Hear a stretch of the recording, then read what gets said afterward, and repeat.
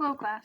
Today we are going to examine the Cold War, and we're going to put emphasis on defining key terms and events in the Cold War. So first off, we need to recap, and basically the Cold War is going to pick up very shortly after the end of World War II.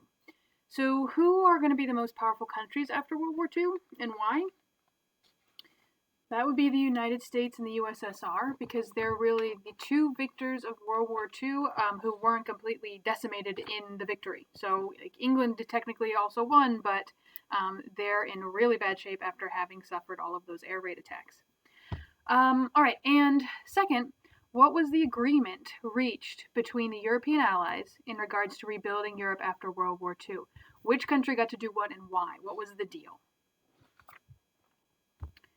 Yeah, it was you rebuild what you liberate, right? So, if you think about this, how is the United States going to see Stalin's rebuilding of Europe? Stalin's in charge of the USSR at this point. How are they going to look at him rebuilding Europe? What are they going to think? What does it look like from this political cartoon? Yeah, we've got a communist country, and communists are the sworn enemy of capitalists, rebuilding territories, and they're going to rebuild them in their own image. Just like the United States is going to rebuild these territories in their own image in a very capitalist fashion. So we're going to look at what this looks like, and this lecture is going to be very cursory. It's a very brief, fast overview of some of the major things happening, but I cannot articulate how many things we're going to be leaving out, and some of which you will cover when you get to U.S. history in more detail, because this is where U.S. starts becoming a much bigger player in the world on the international political stage. So things that I leave out, you should cover in your future U.S. history course. All right, so the Cold War. This is what we're talking about. The Cold War is the struggle between the USSR and the US for dominance around the globe. It's roughly from 1947 to 1991. There's not an exact date. It's not like the start of an actual war where a shot is fired and you can give an exact moment in time. But this ratcheting up of tensions and this competition and the constant threat of an actual war. We'll talk about why it's called the Cold War later in the lesson. So, tensions are escalating between the USSR and the USA. Remember, FDR thought that Stalin could be compromised with, could be worked with, could be kind of brought into the fold of international politics and sort of managed. But FDR passes away before the end of his fourth term, before the end of World War II, leaving his vice president Truman in charge. And Truman does not trust Stalin. He just sees a communist, and he hates communism, and he thinks Stalin is, a crazy person who can't be trusted. And, Stalin definitely is not your most mentally stable individual. But Truman's going to have a very black and white view when it comes to communism. All communists are bad. And so that's going to heavily affect the way that the United States and USSR interact. Had FDR lived, maybe the Cold War doesn't happen. There's no way to know for sure. Chances are there still would have been tension, but Stalin was not... He was not a global revolutionary, unlike Trotsky, for example, who Stalin ran out of the country. So he was much more interested in what was going on inside his territory, as opposed to necessarily expanding around the world. So it's possible that if FDR had survived and had talked to Stalin, and that maybe we could have avoided the Cold War. It's a counterfactual. There's no way to know for sure. But what did happen is Truman takes office, and he does not trust Stalin, and so things go sour. Mostly because Truman is learning the lessons of World War II. What did the lead up of World War II teach us about how to deal with dictators? What vocabulary word can you use here? I mean, the world looked at the rise of Hitler in hindsight and said, okay, appeasing dictators doesn't work. So we should not allow dictators to get any inch, right? Try and give them an inch, they'll take a mile. So he's learning those lessons. Is that the right lesson to apply here? I mean, Stalin is definitely a dictator. Was he an expansionist dictator the way Hitler was? Again, he's mostly focused on inside the USSR. Okay. So what does the U.S. do? Well, the U.S. develops a policy called containment, which is exactly what it sounds like. You are trying to contain communism. Don't let it spread. It's too late to get rid of communism in the Soviet Union because, well, that would require another war, and it would basically be World War III, and nobody wants that. But it's there, right? The United States tried to interfere when it was first coming into being. Remember, Wilson sent those troops during the Russian Civil War, but it's too late. It's there, so you just gotta move on and deal with it. And the Soviet Union is going to be able to set up communism in these territories that it liberated from the Nazis. So that was the deal. There's nothing you can really do about that, but you can try and stop communism from getting any inch farther than where the borders already are. So we're going to hone in on Germany just as a case study to look at what this actually looks like. So the division of Germany after World War II, again, the agreement was you keep or you rebuild what you liberate, and then eventually you're supposed to let it be its own country again. And so Germany is divided into 4 sections under the 4 armies: Britain, France, America, and the Soviet Union. And you'll notice Berlin is it's just this white spot here. We'll get to Berlin in a second. But so each of these were supposed to be rebuilt by the territories or by the countries that had liberated it. The thing is that Britain and France, do they really have the resources to invest in rebuilding Germany right now? No, all their resources need to go into rebuilding their own countries, which were hurt by the Nazis quite severely, as well as holding on to their colonies, because their colonies had been under attack, right, when they were fighting the Nazis. So and of course the colonies have been wanting independence for a long time, so they're trying to take advantage of the situation that their colonial powers are in a weakened state. So Britain and France have a lot on their plate already. So what they do is they combine zones with the United States. And so this winds up basically just being the capitalist zone, mostly under the influence of the United States. So this is West Germany. And then the United States is going to set up a democratic system, but very heavily focused on rebuilding economically to prevent communism from looking attractive. Because when your country has been destroyed and you have a group of people saying, hey, we believe in taking care of everybody, well, that can sound attractive. So America's going to dump in a lot of money into Germany and other parts of these territories, like Greece, for example, will have the Marshall Plan. Again, things you'll cover in U.S. history. But the idea is if you dump lots of money in these areas and help rebuild these territories, then communism will not seem so attractive, right? And so we're going to look specifically at Germany. So that's what we're doing. That's what the U.S. is doing in Western Germany.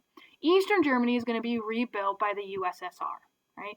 And initially, there isn't a hard border at the beginning of the end of the war. Things are still kind of fluid, and then eventually these borders will solidify. So, we also need to talk about Berlin. So again, we've got these borders between East and West Germany, and then you've got Berlin, which is in East Germany. So it should be controlled by the Soviets. They're the ones who liberated Berlin. It was a major point of pride for the Soviet army that they took out the capital of the Nazi Reich, right? But Berlin is so symbolically important that the Allies, not just the Soviet Union, but the United States, France, and Britain, want a piece of Berlin as well. So they agreed to divide Berlin itself into 4 sectors, just like they divided Germany into 4 sectors. They take this chunk of territory, which is well within Soviet bounds, and divide it into 4 sectors. And of course, just like we saw with Germany, just combining the 3 capitalist countries' regions and then the communist region, the same thing's going to happen in Berlin. So we're going to have East Berlin, which is the Soviet communist side, and then West Berlin, which will be united, the capitalist side. Right? So now what we have is East and West Germany, East and West Berlin. Half of Germany is capitalist, half of Germany is communist, or the Soviet version of communism. Okay, are the Soviets going to be happy to have a capitalist enclave in the middle of its communist territory? Yeah, of course not. No. They are unhappy already that they didn't get to keep all of Berlin, because again, this was a major victory for them to take Berlin. But also, as tensions escalate, as Truman and Stalin are not getting along, as and Churchill and the other politicians, as these tensions get, as they escalate, as it becomes harder and harder to work together, these borders become more and more solid between East and West Germany. And the same thing is happening in East and West Berlin. And ultimately, the Soviets oppose any capitalist country supplies going through East Germany and into West Berlin, right? Because American trucks would have to go through all this communist territory to resupply Western Berlin, which is the capitalist part of Berlin. And so the Soviets are like, we don't want you guys in here. Clearly, we have all this tension. You could be spying on us. We don't trust you. And so the Soviets cut off any ability for people to get into this territory. They cut off supplies of food, gas, electricity, other crucial supplies to Western Berlin. So what's the United States going to do? They could just let it go. They could say, look, West Berlin is in the middle of all this communist territory. The Soviets liberated it. It's not really worth the trouble. Does that sound like the United States? Not really. What is the United States' big policy when it comes to communism right now? Containment. Contain. So taking an inch, taking a little bit of Berlin. If we give them half of Berlin, then they're going to be emboldened, and then the next thing you know, they might take the rest of Germany, and then after Germany, the rest of France, and after France, Spain, and before you know it, the whole world will be communist. So they will not give up Berlin. So the United States' response is the Berlin airlift. So what they're saying is basically they decide to airlift supplies to West Berlin, to fly supplies over the communist territory and drop it into West Berlin. 13,000 tons of food, medicine, coal, equipment were dropped per day until 1949, the Soviets lifted the blockade. Okay, so this is where we see the Berlin Wall is constructed to officially separate West and East Berlin. And this is constructed in 1961 to make it really, really difficult. Before this, there were lines painted on the sidewalk for which side you were in. There were guards, but you would have people's apartment buildings, for example, butt up right against the border, and people would just kind of climb through windows to get from one end of the city to another. And so the communists decide they want to build this wall, because it's not so much that the Westerners at this point don't want people going into the East, right? There was a point in history when capitalists were leaving to go to communist territories because they believed in communism, and we talked about the massive emigration from the United States to the Soviet Union when it was getting started, because all these idealistic American communists were like, this is it, this is our chance to build communism. So they left the United States. It's the only time more people were leaving the US than coming into it. But as we see the shape that this version of communism takes with Lenin and Stalin, it becomes less attractive. And the communist countries are still less industrialized, they're less developed. East Germany in particular is being exploited by the Soviets basically the Soviets are taking a bunch of infrastructure and industrial equipment from East Germany to the rest of the Soviet Union. And you might say, well, that doesn't make sense. They're impoverishing their own territory. But remember, East Germany is not actually their territory forever. And also, the Soviets are still really mad at the Nazis and the Germans for that. And so they see this as kind of compensation or reparations for what the Nazis destroyed when they were coming into the Soviet territory.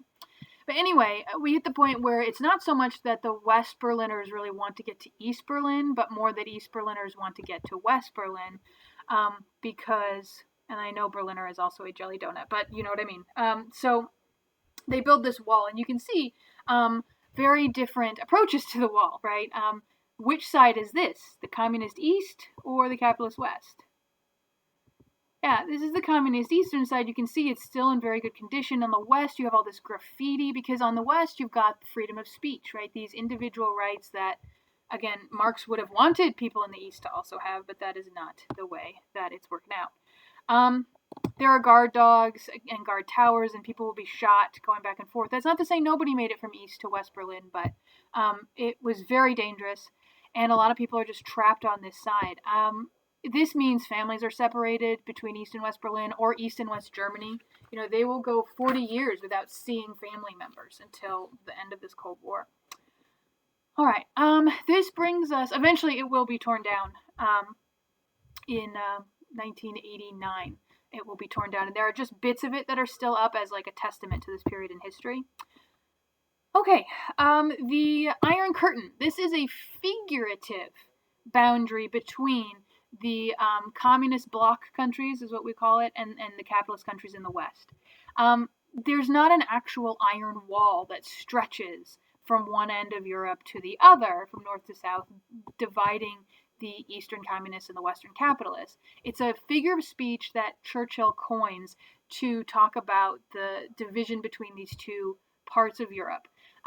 An Iron Curtain, the symbolism here, iron is heavy, you can't see through it, so it's basically like a big mystery as to what's going on behind this Iron Curtain that you can't see through. That said, we've got a lot of, CIA ops and MI6 and all kinds of, spy games going on, so it's not like we have no idea what's going on over there.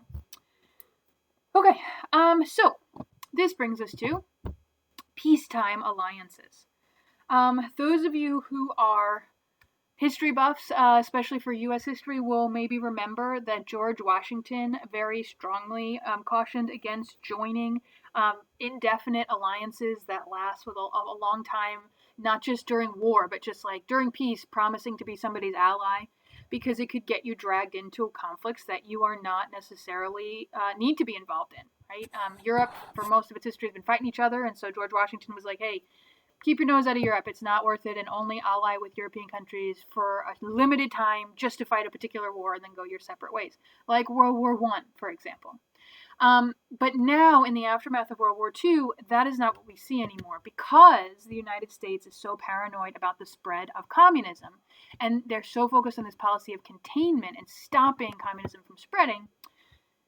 They want to create a deterrent against the Soviet Union choosing to aggressively, militarily attack or invade capitalist European countries.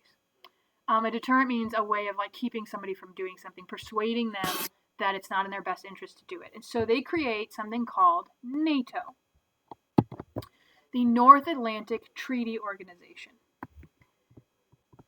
So in addition to putting in lots of money to help build up the economies of these nations to keep them capitalist, Truman and the United States going forward decides it would be a good idea to have a military alliance. So NATO is a defensive pact amongst Western European countries and the United States. So like the countries in blue here.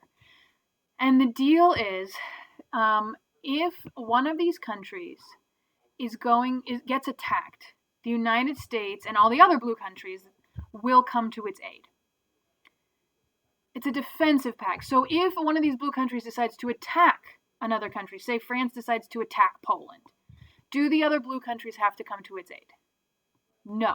So it's not what we had leading up to World War I, where you had I'll back you up no matter what, France and Russia, or Germany and Austria. It is just defensive. If you're on the victim side, the other countries will come and defend you. And so the idea here is, the Soviet Union's big, so it might be able to take Greece, right? Because if it's Greece versus the Soviet Union, Greece is pretty far outmatched. But if the Soviet Union knows that America is going to come to the aid in Canada and France and all these other countries, well, that's a whole different ballgame, right? And so now they will be deterred from invading Greece.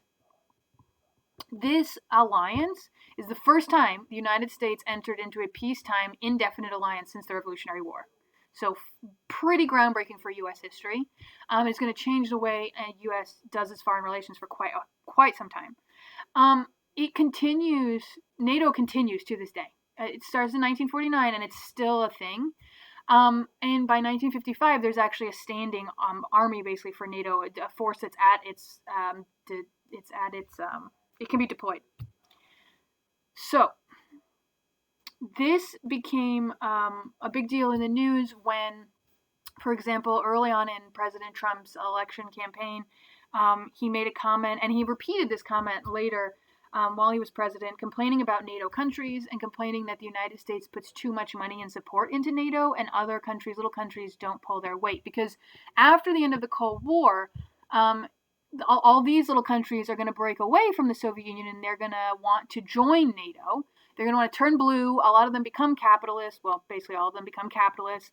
And they want protection from Russia in case Russia gets this idea of, hey, let's build another Russian empire, right? Russia won't be communist anymore either, but you see today, Putin, for example, still very much wants to build this Russian empire again. It took the Crimea Peninsula. It took part of Georgia, the country, not the state.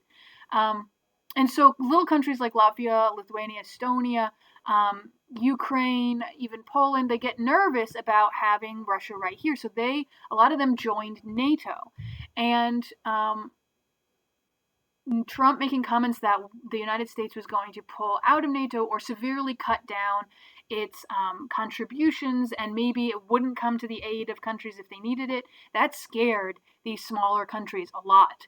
And then Trump later changed his mind, but then he made comments again that indicated that he was unhappy with NATO. So it's a very, very important alliance and very important political issue for international politics in this region of the world.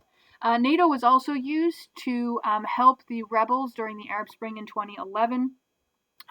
When rebels were trying to overthrow Muammar Gaddafi in Libya. Wow, sorry about that. And NATO came in and offered air support for that civil war, and the rebels did wind up winning. Okay, so still, NATO is still an important entity today. How is the Soviet Union going to react to the creation of this organization? It's going to feel threatened, right? It looks like it's a military alliance, even though it says it's for the defensive purposes. The Soviet Union is going to get very worried, especially because remember, Stalin was blindsided by the fact that Truman dropped those atomic bombs. Stalin didn't even know we were working on atomic bombs. He dropped those atomic bombs specifically to keep the Soviet Union and communists out of this region of the world. So Stalin is very suspicious. I mean, he's already paranoid, but he's very suspicious, and this time with just cause, about the United States' actions. And again, because the United States under Wilson had put in troops to try and tip the balance of power during this Russian Civil War. So there are reasons to look at the North Atlantic Treaty Organization, even though it's a defensive pact, as a threat. And so how does the Soviet Union respond? Well, it makes its own defensive organization, the Warsaw Pact, which is the same exact thing, but for these red countries that are the communist bloc countries, the countries that the Soviet Union are trying to rebuild in their image, right? So basically saying, well, if you decide to attack Poland, we're going to come together and defend Poland, right? Okay, the Warsaw Pact is not still around because it falls apart when the Soviet Union falls apart at the end of the Cold War in the 1990s. All right, so that's Europe. What is going on in the rest of the world? We said the Cold War was vying for power, or these two powers vying for power around the world. So let's look at what's going on in the rest of the world. Okay. This is what we call a bipolar world order. Bipolar, if you break the war down, pole here meaning power or point of, point. So in this case, like a point of power country. And then bicycle, right, meaning two. Okay, so bipolar, two major powers. What would it be called if there were just one major power? If you have a bicycle, is two. A unicycle is one. It's a unipolar world. But right now we've got a bipolar world, two major powers, the US and the USSR, right? And they're competing for what? They're competing for influence around the world, particularly trying to get allies, people signed up to be capitalist or communist, and pledging not to go with the other side. So this is all happening during massive waves of decolonization, right? Most of the rest of the world a good chunk of the rest of the world are colonies that have been wanting to break away for pretty much since they started being colonized. And at this point, they're starting to see success because the European powers are too weak to hold on to their empire. So yes, obviously America broke away in 1776, and Central and South America broke away in the 1800s, and so now Africa and Asian countries will be breaking away, and it helps that the European powers are too weak to hold on to their empires. Kind of like we saw Napoleon's actions affecting the ability of Spain to hold on to its empire in South America and Central America. So these European colonial powers have exhausted their resources, and populations fighting World War II, they don't have the manpower, they don't have the stamina to then turn around and start fighting in their colonies to control their colonies. You add that to the fact that in World War II, certain promises were made to colonies, in particular, say, India, that, hey, if you help us fight World War II, afterwards we'll figure out a plan for you to become independent. So there are some of these promises that are made that the colonies are going to be very insistent on holding their colonial powers, making them keep their promise. And then you've also got a kind of sea change in the way that people are thinking. There's still plenty of racism in the world, plenty of racism. Even American soldiers coming home from fighting the Nazis and then, being racist against African Americans or Jews inside America. So, yeah, so there's still plenty of that. But there is a sense of like, maybe it was wrong to colonize and to be so racist in our justification for colonizing and in enslaving people and treating people so terribly. And that was probably bad, because as you're looking at what Hitler did in the Holocaust, and his rationale was basically point for point the rationale for what Americans and Europeans were doing to minorities in their claimed territories. So there is this sense of like what we call cognitive dissonance, of saying like, how can you say the Nazis were wrong when they were just building off of what England and America and France had been doing, and other countries, right? Africa in 1914 looks like this, right, with all of these territories claimed for European countries. And then you're going to see here in this map the dates of independence, because obviously Africa today, there are over 50 countries, and they are independent. They run themselves. So there's going to be a wave of independence, particularly in the 1960s, and then continuing through the 70s. Here, Southern Sudan became independent after 2010, but that was a civil war. Southern Sudan was not becoming independent from an outside, like, colonial power. Okay, so we're going to focus in, and we're going to skip a lot of these, which just, it makes me sad to do, but we're going to focus in on India. So we have Mohandas Gandhi, who I'm sure you've heard of. He's an Indian British trained lawyer. Why would he have been trained in Britain? Because colonial power, right? He works in South Africa. Why would he have been in South Africa? Also controlled by Great Britain. Then he went back to India, where he was originally from, and led a movement for independence. You might have heard him referred to as Mahatma Gandhi. Mahatma is a title meaning great soul. It is an honorific, a title that he's given to honor him. But his first name is actually Mohandas. So you can call him either, but just know that Mahatma isn't his first name, it's his title. In short, Gandhi's strategy is what's called satyagraha, which is passive, non-violent political protest. And this is going to include things like massive peaceful marches, hunger strikes. The approach that Gandhi takes should sound familiar, because this is the approach that Martin Luther King Jr. takes in the United States during the Civil Rights Movement. And Martin Luther King Jr. is going to cite Gandhi as inspirational and highly influential in shaping the way Martin Luther King Jr. chooses to address the injustices in the United States. So, not everybody loves Gandhi. Obviously, at the time, or even today, there are Indians who still think he was not right in the way he wanted to set up India as a secular society. I had a friend in grad school who didn't like his policy about the idea of like the role of farming communities and peasants and what that meant for like women in rural India. So it's not that he's a flawless person, just like if you know Nelson Mandela in South Africa fighting against apartheid, something else we don't really have time to talk about. But it's not that everybody loves Nelson Mandela. We hold these guys up as because they're hugely influential and they were huge moral leaders for their people and they made massive changes. But it's not to say that they were perfect, and it's not to say that there are no critics of them today. So, anyway, India gets its independence in 1947, and India becomes 3 countries ultimately. Because remember, this all used to be one big India, right? So, we need to talk about the partition of India, the British splitting India and Pakistan into 2 separate countries. So, there's a debate. Indians have been trying to get independence for a long time. They created the Indian National Congress to try and coordinate and plan what they wanted and the best ways of accomplishing that. And you've got leaders like Gandhi arguing for a secular state, so democracy, one united India, religion shouldn't matter, everybody should have the same rights, everybody casts a vote, and you elect your representatives that way, and they make the laws, and you have a constitution.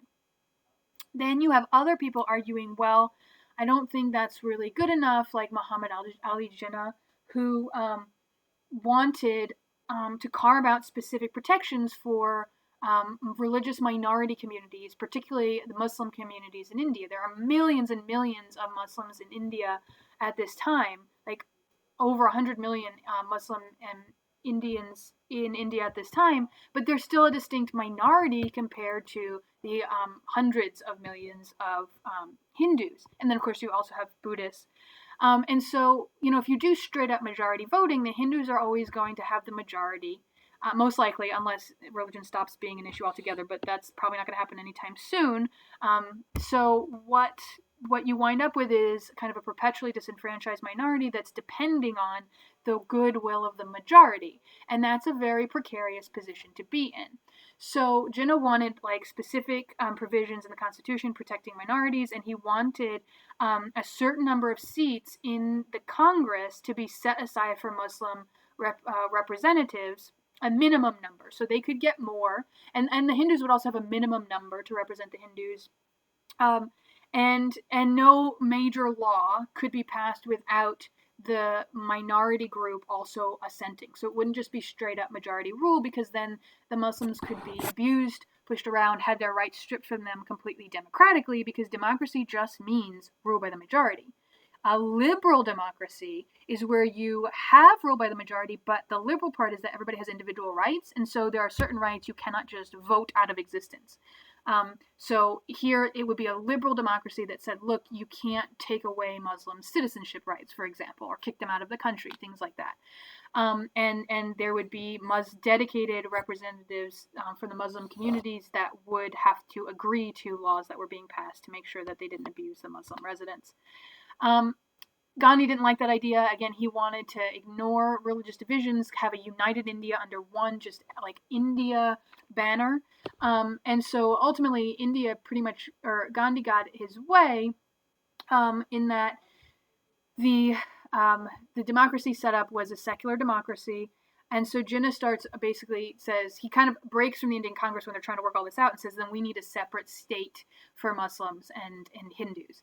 And the British agree, and they're like, yeah, we're just going to split you guys up because we don't think you can handle being in one big democracy together. And so they create the partition of India in 1947, where they forcibly relocate about 12 million people. Muslims living in this part of India now have to move either to this green part here, which will be called East Pakistan, or here in West Pakistan. And if you're a Hindu living in these green territories, you need to move to this pinkish, purplish territory. And to try and split up. And then this will be India, this will be East Pakistan, this will be West Pakistan, and those two will be run by the same government, the green territories here. You might be thinking to yourself, well, that would be hard to run with this giant territory in between, and that's exactly what happens. So East Pakistan becomes Bangladesh, and it becomes its own country with its own government. Still a Muslim majority country today, very densely populated. and Pakistan is a Muslim majority country to this day. Kashmir, if you know, is a hotly contested territory. You literally cannot find maps that put a concrete border here as to what belongs to Pakistan and what belongs to India, because it could incite a war. Like, seriously, like, newscasts can't even put that up because it's such a hotly contested territory. And if you've been paying attention, there's been a lot of stuff going on in Kashmir with the Indian government, currently led by Narendra Modi, cracking down on Kashmir, cutting off into the internet. It's been,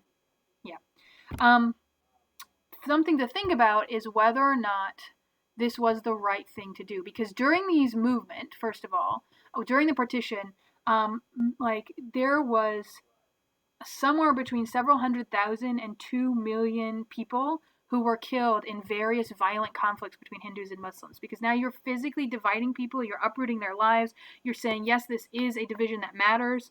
And so it caused a lot of violence. So, like, up to 2 million people died, supposedly for something that was supposed to create more peace. And then afterwards, Pakistan and India have an extremely tense relationship. Both of them see the other as a threat, and then both of them wind up getting nuclear weapons. So for a while, people thought this was where the next, like, World War III was going to break out, and it was going to be a nuclear war. Luckily, that hasn't happened, at least not yet. But if you want to think about today, politics in India itself, the Prime Minister Modi that was elected is aligned with the BJP, the Hindu Nationalist Party, and they're arguing that India should just be for Hindus, and that Hinduism is the native religion, which we've talked about the history of Hinduism and how it has outside influences and came from a mix of inside and outside Indian influences. But he's arguing, and so the series of laws have been passed that have essentially stripped Indian Muslims of their citizenship. So exactly the kind of thing that Jinnah was worried about happening. I mean, it took, decades and decades for this to develop, but the BJP was created way back when. So this is not a new development, but it's grown in popularity, like we've seen around the rest of the world with nationalism growing in popularity, rise of fascistic leaders, things like that around the world. So it's also in India, you can see similar things, and Muslims, there's been violence directed between Hindus and Muslims typically being the victims here. And today in India, even after this partition, today there are still 200 million Muslims in India. So you're looking at 200 million people basically being stripped of their citizenship, 200 million people at the mercy of the other 800 million. So that's India. Later Indian leaders, Jawaharlal Nehru, which, if you're in fashion, you'll have heard of a Nehru collar, which is a kind of a high collar on your shirt. Again, just a cultural reference for you. He's the first Prime Minister of India. Indira Gandhi is the first female Prime Minister of India in the 1980s. She's actually Nehru's daughter. She's not related to Mohandas Gandhi. But just names for you to be familiar with. We just don't have time to go into all their policies. Okay, so, but yeah, India, first female Prime Minister of India, well before, the United States still hasn't had a female president. Pakistan will also have a female Prime Minister. Okay. So we're looking still at decolonizing Asia. So we've talked about India. There are a lot of other territories that the Europeans had gobbled up because of the valuable resources. So this brings us to the question of terminology again, right? This is where we're going to start looking at first, second, and third world. So you might have heard the term like first world problems, right? Things that are luxuries to complain about, right? Like my cookie's too big to dunk in my milk, or my arm is tired from holding my iPad. So these are things that like are little inconveniences that just the fact that you have the luxury of complaining about shows how privileged and lucky you are, right? And that comes from this era when we start to use terms like first, second, and third world. And the definitions of these terms will change after the Cold War, because at first they're Cold War terms, right? So what are the definitions of first, second, and third world? Well, here's your map. So the first world during the Cold War has to do with the developed capitalist industrial countries. mostly the US and its allies at this time. And so that's why today, when we talk about the First World, we're talking about places where economies are very strong and highly industrialized, right? Usually there's a certain level of social services provided, although the United States can often be an outlier there. But that's what we're talking about. So after the collapse of the Cold War, we still refer to this as a general group of countries, but it's not about like being an ally of the United States. It's you're capitalist, although most people today are, or at least most countries are. But you are you're a highly industrialized, developed economy. The second world, then, if you look at the map, is the communist countries, and they're developing, right? So most of the USSR and its allies, they're industrializing. So again, allies of the USSR, that's Cold War specific, but then today, after the end of the Cold War, when we say Second World, we talk about countries that are still in the process of industrializing, but they're pretty well on their way. Third world is, you usually don't hear second world too much anymore these days. It's usually first and third. The third world countries on this map, as you can see, are pretty much the newly independent, unaligned, developing countries, mostly in Africa, Asia, and South America. And once we see the end of the Cold War, third world sticks around as a term, but it has to do with basically underdeveloped countries that suffer from high infant mortality rates, low economic development, high levels of poverty, etc. And these, if you'll notice, they're all, colonial, like especially when we're talking about the third world, often Africa, maybe Southeast Asia. It's a legacy of colonialism, which we have talked about. So while all of these countries are breaking away and and becoming independent, there's going to be a scramble for the United States and the USSR to try and get these newly independent countries to align with their side, right?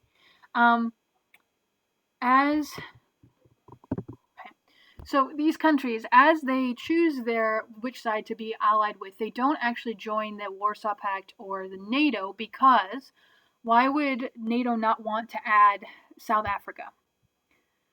Because they don't want to have to actually go to war over South Africa or, Ghana or Kenya or wherever. Okay, so they don't join formal pacts, but they pledge an alliance, and we'll talk about how the United States and the Soviet Union start meddling in these countries' affairs and propping up dictators and things like that, as long as they promise to stay loyal to whatever side they picked.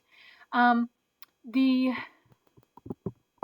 many former colonies are, they're being fought over, but not physically, there's not bullets flying, but they're trying to decide, okay, go with the US, a capitalist country, go with Soviet Union, a communist country. Why would some of these newly independent nations find the idea of communism alluring? Communism promises that everybody's equal, that race is a social construct designed to keep people down and exploit them, that everybody should be taken care of. So if you put yourself in the shoes of a former colony, that sounds pretty good, actually, because for the past however many generations, you've been exploited by capitalist European powers. And they've done it for profit, and they've done it to enrich themselves, and they've done it on the basis of racism. So a lot of these countries look at the United States, this paragon of capitalism, as just another colonizer. And that is definitely going to come up when we start talking about the Vietnam War, but we're not there yet. Okay, so we're going to end there. Next time we will talk about the arms race, the space race, and what's actually going on inside some of these countries and the actions of the United States and the Soviet Union when it comes to what this competition for power means to actual individual nations and shaping the world.